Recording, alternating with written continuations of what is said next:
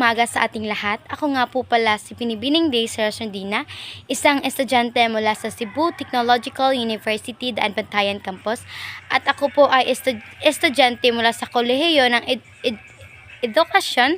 At ang aking major po ay Bachelor of Technology and Livelihood Education, major in Home Economics. At ako nga po pala si Daisy Rosundina, isang tagapagtaguyod ng advokasya sa wika.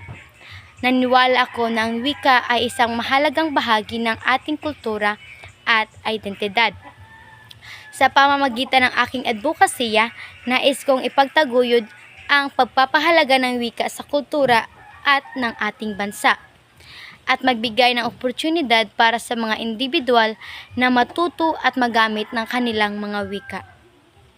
Nandito ako upang makipag-ugnayan sa mga taong nagbabahagi ng aking mga layunin at adhikain. At sama-sama nating maisulong advokasya sa wika para sa kinabukasan ng ating komunidad.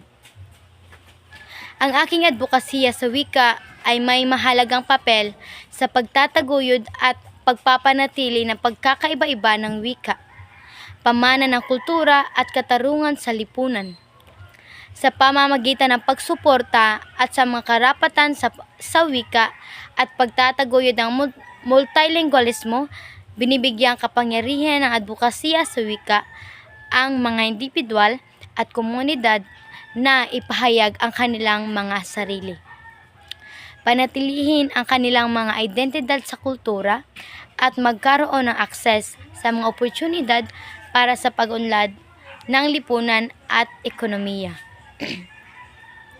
Isa sa mga pangunahing hamon na kinakaharap ng ating advokasya sa wika ay ang dominasyon ng ilang mga pangunahing wika sa komunikasyon, negosyo at edukasyon.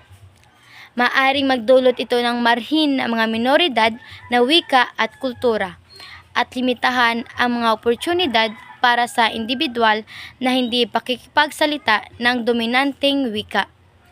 Ang advokasya sa wika ay naglalayong tugunan ang mga isyung ito sa pamamagitan ng pagtataguyod ng mga karapatan sa wika, pagsuporta sa mga programa sa edukasyon at literarya, at pagtataguyod ng mga patakarang pangwika na sumusuporta sa pagkakaiba pang pangangailangan ng wika at kultura. Ang aking advokasya sa wika ay naglalayong hamunin din ang mga pagtatanggi sa wika at estereotipo na nagpapatuloy ng hindi pagkakapantay-pantay at diskriminasyon sa ibang mga wika. Halimbawa lamang ito ang pag-aakala na ang mga wika ay mas mahalaga o mas prestihyoso kaysa sa iba ay maaring limitahan ang mga oportunidad para sa mga individual na nagsasalita ng minoridad na wika. Sa pamamagitan ng pagtataguyod ng isang kultura ng respeto at pagpapahalaga sa wika, ang aking advokasya sa wika ay makatutulong upang masira ang hadlang na ito at magtataguyod ng higit na pag-unawaan at pagkakaisa.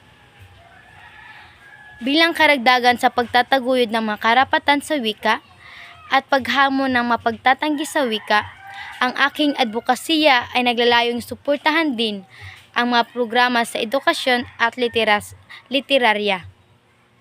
Maaring magkabilang dito ang pagtataguyod ng bilingual o multilingual na edukasyon, pagsuporta sa mga pagsisikap sa dokumentasyon at pagpapanatili ng mga wika, at pagtataguyod ng mga patakarang pang-edukasyon na sumusuporta sa magkakaiba pang pangangailangan ng wika at kultura. Sa pangkalahatan, ang aking advokasya sa wika ay isang kritikal na pagsisikap na naglalayong itaguyod ang pagkakaiba ng wika, pamana ng kultura at katarungan sa lipunan. Sa pamamagitan ng pagsuporta sa mga karapatan sa wika, paghamon sa mga pagtatanggi sa wika at pagtataguyod ng mga patakarang pangwika na sumusuporta sa magkakaiba pang pangailangan ng wika at kultura. Ang advokasya sa wika ay makatutulong upang lumikha ng isang mas makatarungan at pantay na lipunan para sa lahat ng mga individual. Ano man ang kanilang pinagmulan na wika. Ang pagtataguyod ng adbokasya sa wika ay isang mahalagang bigyang pansin ang papel ng edukasyon sa pagpapanatili ng pagtataguyod ng wika. Ang mga paaralan at institusyon ng edukasyon ay may mahalagang papel sa pagtuturo ng wika at pagpapalawak ng kaalaman sa kultura at kasaysayan ng komunidad.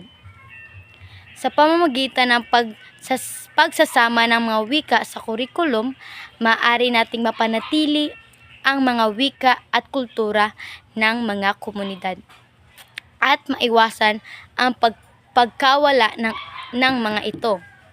Maaari rin nating palakasin ang adbokasya sa wika sa pamamagitan ng paggamit ng mga teknolohiya at media.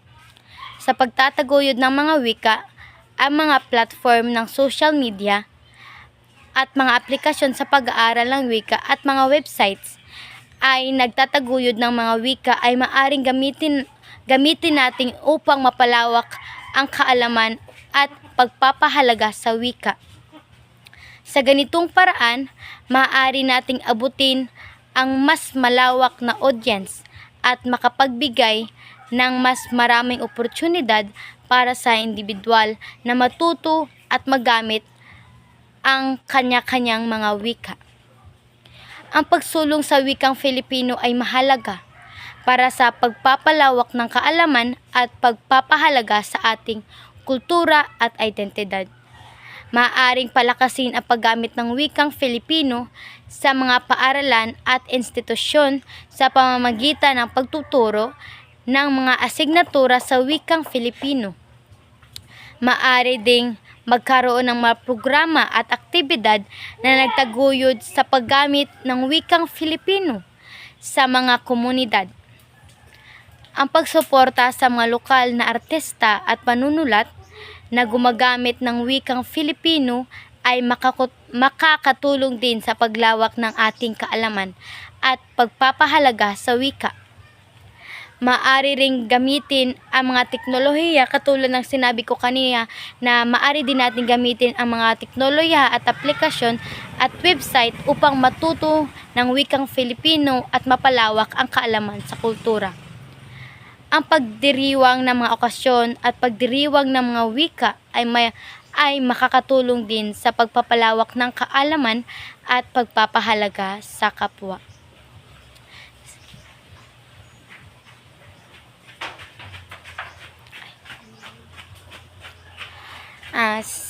Sa pamamagitan ng mga ideyang ito, maaari nating palakasin ang adbokasya sa wikang Filipino at itaguyod ang pagkakaiba-iba ng wika at kultura.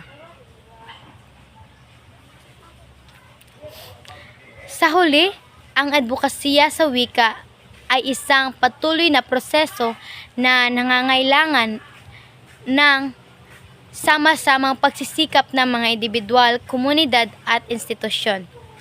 Sa pamamagitan ng pagtutulungan at pagkakaisa, maaari nating itaguyod ang magkakaiba-ibang wika at kultura at lumikha ng isang lipunan na nagbibigay pahalaga sa mga wika lalo na sa wikang Filipino at kultura ng lahat ng mga komunidad. At yun lang po, maraming salamat po sa pakikinig at sa inyong pakikinig. Sana ay meron kayong natutunan